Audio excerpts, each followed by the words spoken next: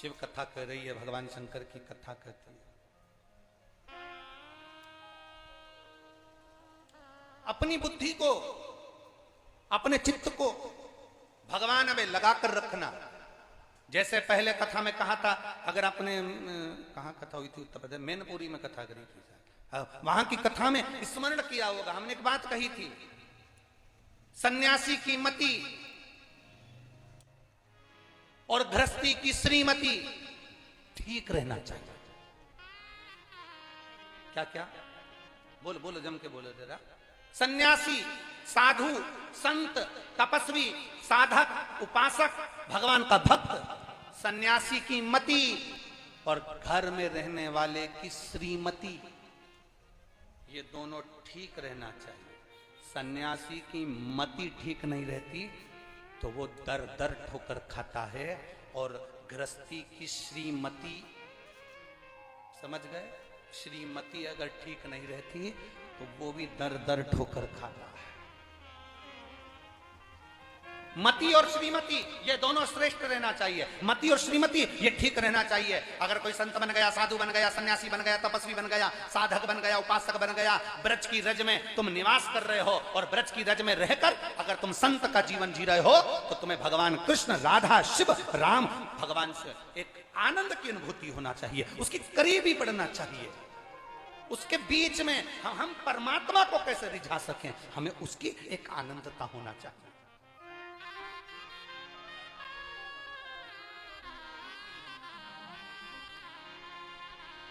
अरे लगन तुमसे लगा बैठे जो होगा, अरे बोलो तो जम के, देखा वो लाइन याद कर लो, आग लगे बस्ती में क्या किसको रोइए सोइए। अब तुम अगर चिंता में पड़ जाओ, तुमने अगर विचार कर लिया, कई माताएं कहती है मेरे बेटे की शादी नहीं हो रही, कोई कहता है मेरी बेटी को ब्याह नहीं हो रहा, कोई कहता है हमारी बहू को संतान नहीं हो रही, कोई कहता है ये वाला रोग आ गया, बीमारी आ गई, ये हो गया, वो हो गया। हम उनसे कहते हैं तुम जब तक अपना समझ कर रखोगे, तुम कहोगी मेरे बेटे का ब्याह नहीं हो रहा, तो वो नहीं होगा, बेटा तुम्हारा है।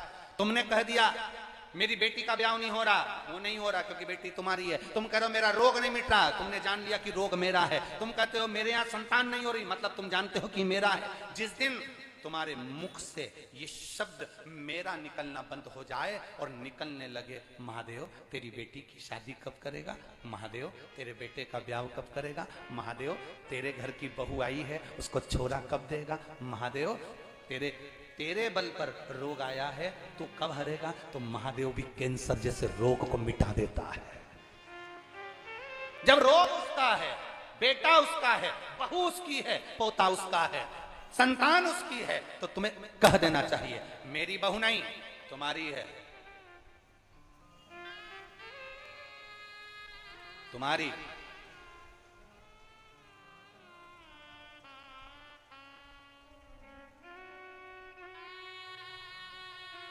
बहुत बहुत विचित्र बातें, लड़की को घर से विदा करते हैं, शादी कर कर लड़की को भेजते हैं, भेजने के बाद में लड़की के दिमाग में ये भर दो कि अब ये घर तेरा नहीं है, तू जिस घर में शादी कर कर जा रही है वो सास तेरी माँ है, ससुर तेरा पिता है, पति तेरा देवता है, देवर तेरा राम लक्ष्मण की तरह है।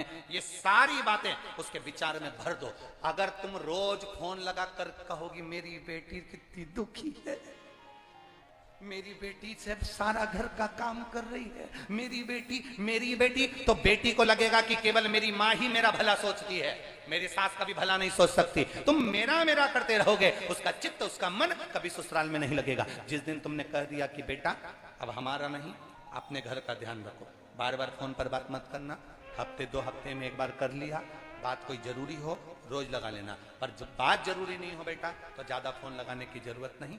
घर साधो, परिवार साधो, उनमें प्रेम बढ़ाओ। जब तुम उनमें प्रेम बढ़ाओगी ना, तुमको वहां अच्छा लगने लगेगा।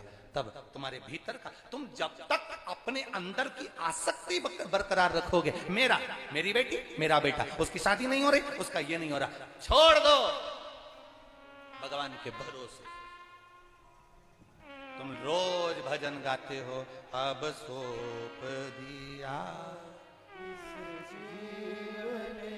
बोलो बोलो बोलो बोलो, सब भार तुम्हारे। अब कह जरूर रहे हो, बोल जरूर रहे हो, पर अभी भी छूटा नहीं। ये उसी में का हाल है जैसे जगदीश भगवान की आरती, तन मन धन सब कुछ तेरा।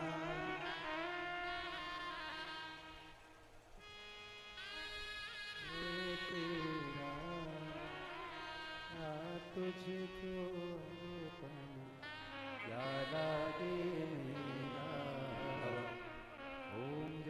जरा सी पाँव की चप्पल कहीं चली जाए, उतनी देर में तुम्हारी आरती का ढंग बदल जाए।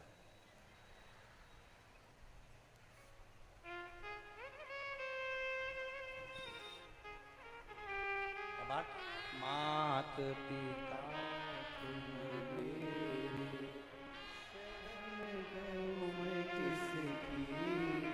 आरती का ढंग बदल गया, अपनी कोई ले गया। अब आरती में सोच रही है शरण गहूं किसकी, अपनी तो चली गई, अब मैं किसकी।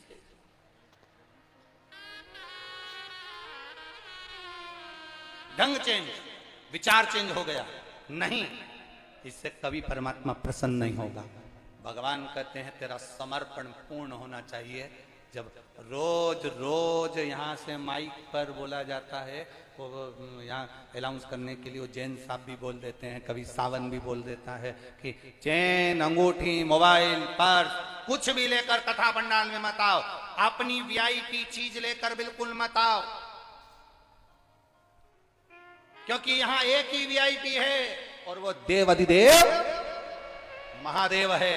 अपनी कीमती चीज लेकर यहां मत पहुंचो। क्यों? क्योंकि कीमती चीज लेकर आओगे तो तुम्हारा ध्यान उस कीमती चीज में रहेगा, और अगर शंकर के दास बनकर कथा सुनने आओगे तो यहां से कीमती बटोर कर लेकर चले जाओगे। यहां बाबा के सिवा कोई कीमत नहीं। क्यों लेकर आ रहे? और फिर बाद में पुलिस वालों के पास जाकर के हमारी चेन। हम पहले भी कहे,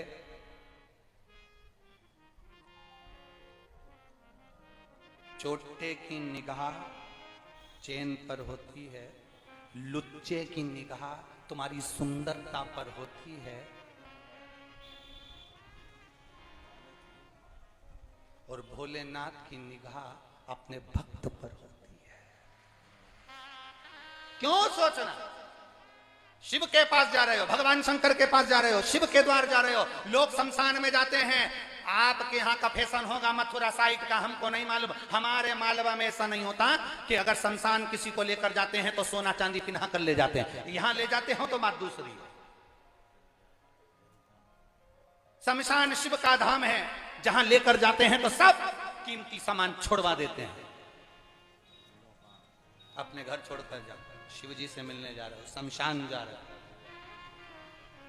शिव महापुराण में कभी भी आओ तो तुम्हारा कीमती सामान नहीं, शिव पुराण में आना तो अपना दिल लेकर आना, अंदर से खाली होकर आना कि मेरा मन आज बाबा को पाना है, कुछ भी हो जाए। शिव पुराण की कथा में अगर पंडाल में बैठकर सुनूंगी, ब्रज की रज में, दामोदर मास में, कार्तिक मास में मैं जाऊंगी, बैठूंगी, भले मुझे जितनी कथा मिलेगी मैं सुनूंगी। पंडाल में जगह नहीं मिली तो बाहर बैठकर सुनूंगी, पर ब्रज की रज में जमीन पर बैठकर कथा सुनूंगी, तो ये निश्चित मानकर जाना कि बाबा फिर तुमको खाली नहीं भरकर भेज देता, भरकर भेजेगा, खाली नहीं भेज सकता।